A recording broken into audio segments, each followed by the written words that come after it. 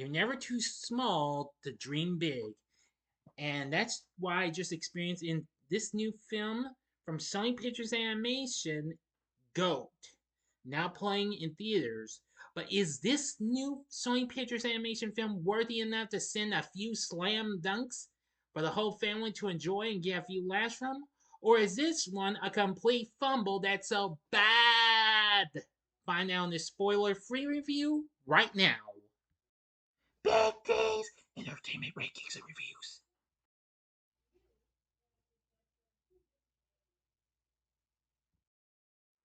So, greetings, my fellow YouTubers, and welcome again to Big D's Entertainment Rankings and Reviews.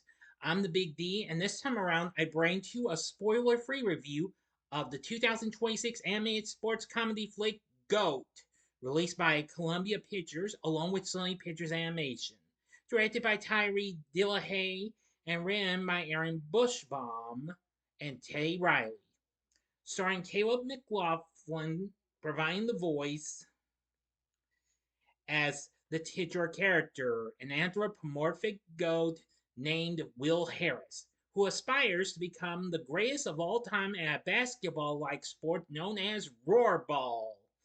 This film also features a big ensemble cast, including Gabrielle Union, Pierre, Nicola Coughlan, David Harbour, Nick Kroll, Jenifer Lewis, Pan Oswald, Jelly Roll, Jennifer Hudson, Sherry Cola, Eduardo Franco, Andrew Santino, Bobby Lee, and producer Stephen Curry in his film debut.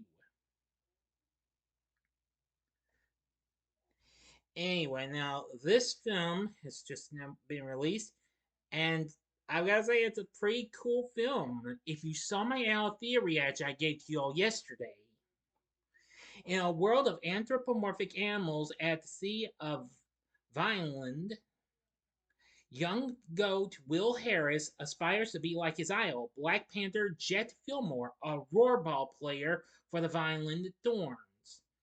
10 years later, the Thorns have not won all season, with Jet asking team owner Florence Flo Everson to do whatever she can to complete and make the team by finding a sixth player. Meanwhile, Will now works at a diner and is struggling to pay rent while practicing rollerball.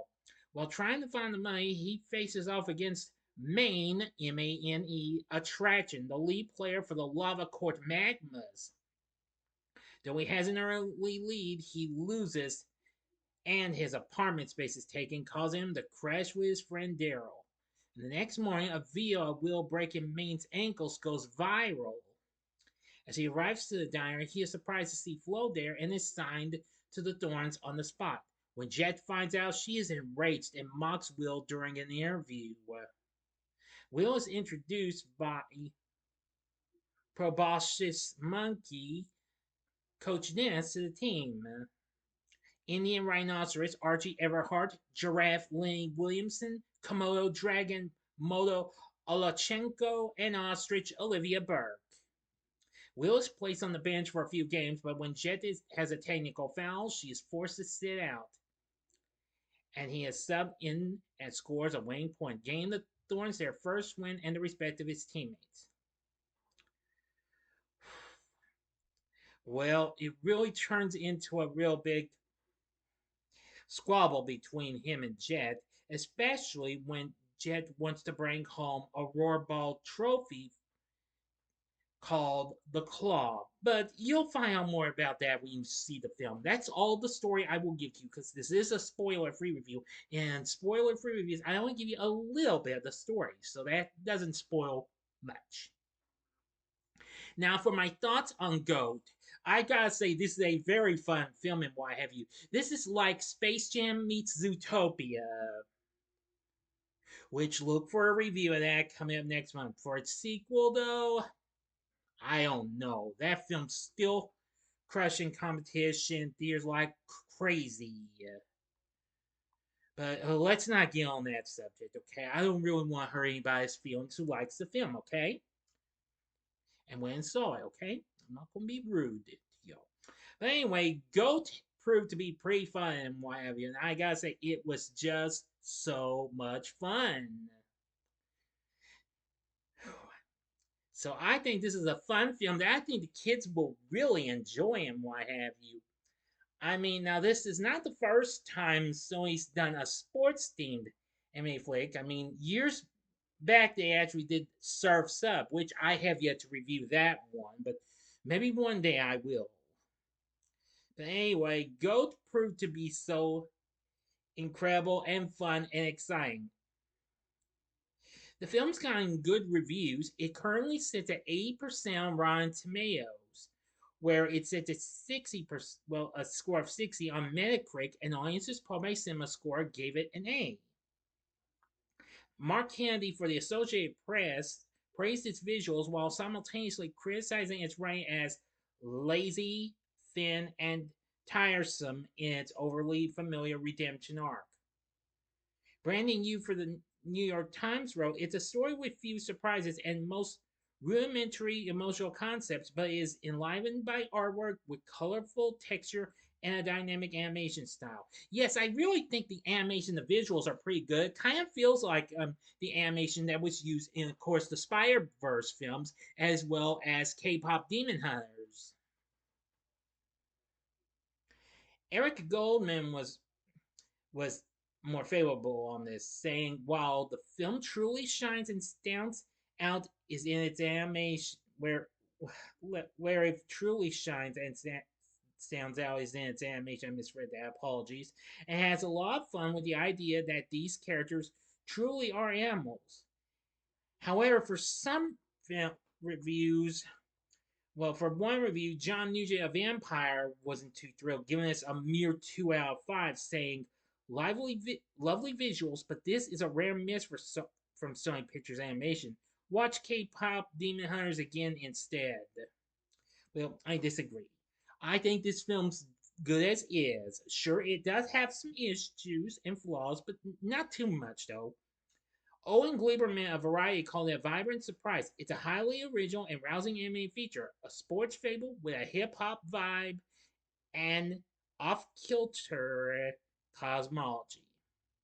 Yes, I couldn't agree more. Now, so far, the film's made $48 million on its $80 to $90 million budget, so this should be a hit for Sony Pictures Animation in no time. So I do hope for the best. It does well even more. Chris Bowers does this film's score, and I've got to say it's pretty good and what have you. What really really is a shame is they didn't include the song of "I Wish" like we heard in the trailers for the film, as well as a special little music video featuring the characters and what have you. It's a shame that didn't make it into the film. However, there was a cover version of the song "Don't Dream It's Over" by Crowley House. That now you do get to hear the original version from Crowley House in the theme, although there is a cover version on on there, but I forgot who does it. But of the whole, I think Goat's incredible.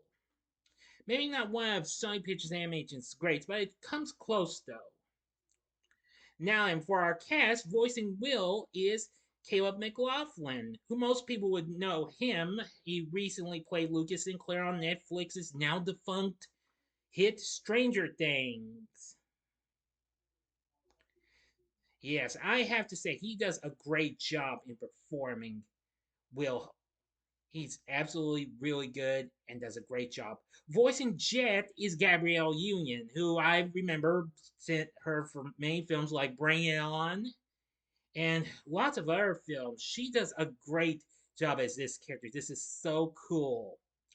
Voicing main attraction is Aaron Pierre, who most people would remember from the short-lived TV series of Krypton, as well as the Underground Railroad, Old, and more recently as Mufasa in Mufasa the Lion King.